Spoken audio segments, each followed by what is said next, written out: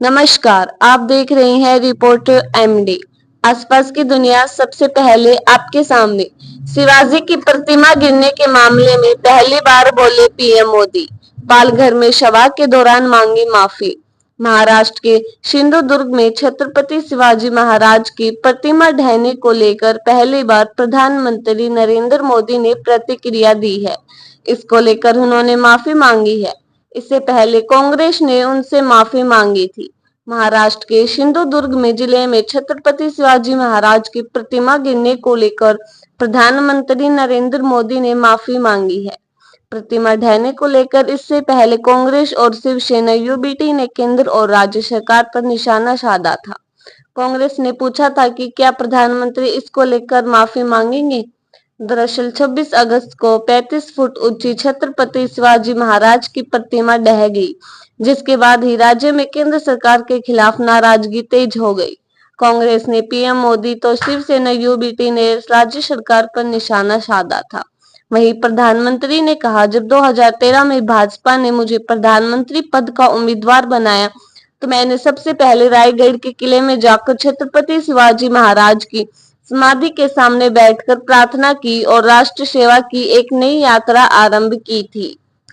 शिवाजी महाराज के चरणों में सिर झुकाकर माफी मांगता हूँ। उन्होंने कहा, छत्रपति शिवाजी महाराज मेरे लिए सिर्फ नाम नहीं, हमारे लिए छत्रपति शिवाजी महाराज आराध्य देव हैं। पिछले दिनों सिंधुदुर्ग में जो हुआ, मैं सिर झुकाकर मेरे आराध्य देव छत्रपति शिवाजी महाराज के चरणों में माथा रखकर माफी मांगता हूँ। विकसित महाराष्ट्र के संकल्प पर तेजी से आगे बढ़ रहे हैं। उन्होंने कहा, छत्रपति शिवाजी महाराज से प्रेरणा लेकर हम विकसित महाराष्ट्र विकसित भारत के संकल्प पर तेजी से आगे बढ़ रहे हैं। आज पालघर में विभिन्न विकास परियोजनाओं का उद्घाटन और शिलान्यास इसी दिशा में एक ऐतिहासिक प्रयास के रूप में याद किया जाएगा। महाराष्ट्र की जनता अब उनको संस्कार जान गई। उन्होंने कहा, हमारे संस्कार अलग हैं। हम वो लोग नहीं हैं जो आए दिन भारत माँ के महान सपूत इस धरती के लाल वीर सावरकर को अनाप शनाप बोलते हैं, अपमानित करते रहते हैं, देशभक्तों की भावनाओं को कुचलते हैं। प्रधानमंत्री ने कहा, वे लोग वीर सावरकर को अपशब्द कहने के बाद भी माफी मांगने को तैयार नहीं है। उनको पक्षपात नहीं होता। महाराष्ट्र की जनता उनके संस्कार को अब जान गई है। मांडवन बंदरगाह से महाराष्ट्र और देश को मिलेगा लाभ। उन्होंने कहा, महाराष्ट्र के पास विकास के लिए सामर्थ्य भी है और जरूरी संसाधन भी है। यहाँ समुद्र के तट भी और इन तटों में अंतर्राष्ट्रीय व्यापार का सदियों पुराना इतिहास भी है। यहाँ भविष्य की अपार संभावनाएं भी हैं।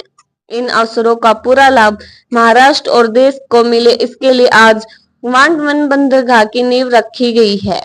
यह देश का सबसे बड़ा कंटेनर बंदरगाह होगा। ये देश नहीं बल्कि दुनिया के सबसे गहरे बंदरगाहों में से एक महत्वपूर्ण बंदरगाह होगा।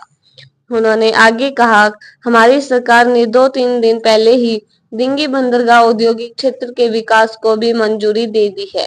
यानी ये महाराष्ट्र के लोगों के लिए दोहरी खुशखबरी है। ये छत्रपति शिवाजी सपनों का भी प्रतीक बनेगा।